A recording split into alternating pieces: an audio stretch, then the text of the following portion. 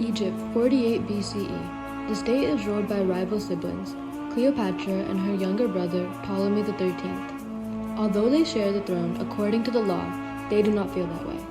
At 13, Ptolemy is controlled by power-hungry advisors who fear Cleopatra's intelligence. They kick her out of Alexandria, forcing her into exile in the bleak desert.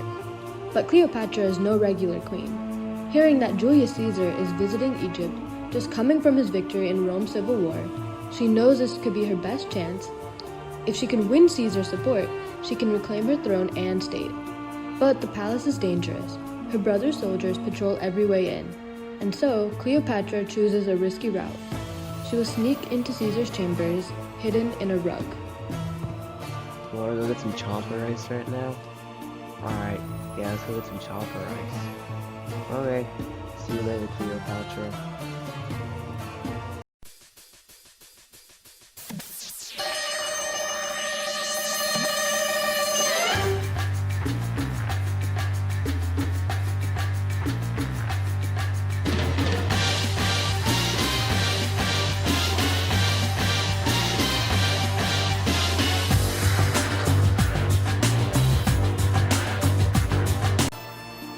I need to disguise to get into Caesar's palace undetected.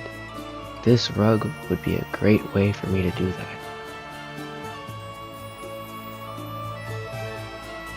A gift for Caesar. Another one? Alexandria drowns me in gifts once rulers tear its city apart. This one may surprise you. Then unravel it. Let's see what Egypt hides in its linens.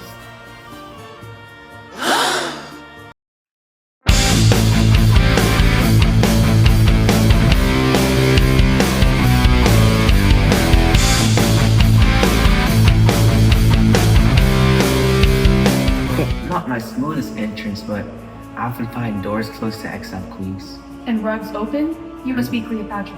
I am. I presume you've met my brother. He often greets guests with heads instead of handshakes.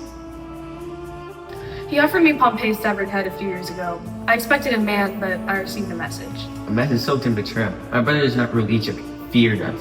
I am here to change that. And you expect me to help you reclaim your throne? I think Rome values order. Egypt in chaos invites weakened soldiers, decreases your grain supply, and invites chaos.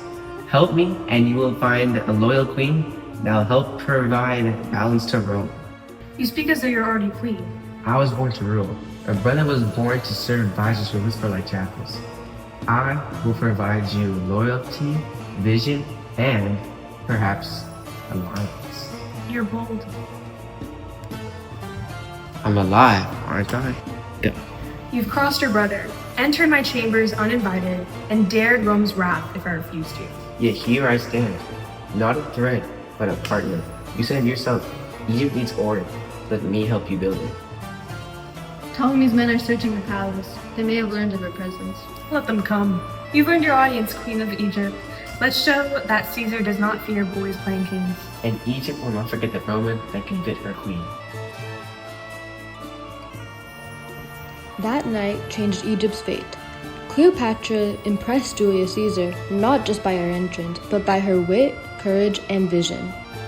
He chose to back her claim to the throne, turning against her brother Ptolemy XIII. What followed was chaos. The Egyptian civil war erupted, and the city of Alexandria burned. But in the end, Cleopatra emerged victorious. Her brother was dead, and she was queen once more, ruling beside a new Roman ally. Cleopatra had gambled everything in one meeting, and she had won.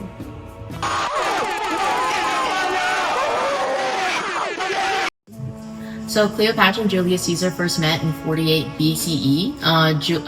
Cleopatra smuggled herself in a rug or linen sack into Julius Caesar's quarters. Cleopatra and her younger brother, Ptolemy XIII, were both rulers of Egypt. The tensions were growing, which led them to civil war. Ptolemy then forced Cleopatra into exile. Caesar had to choose a side, and in Alexandria, Caesar decided to support Cleopatra because he was impressed by her intelligence, charm, and political knowledge. This started the Alexandrian War. This is when the Roman military backed Cleopatra, and this included Caesar. They fought against her brother Ptolemy in the Alexandrian War. Cleopatra's alliance with Caesar was crucial to winning the war and therefore regaining her power. Ptolemy XIII drowned in the Nile after being killed. With Caesar's help, Cleopatra was restored to the throne this time.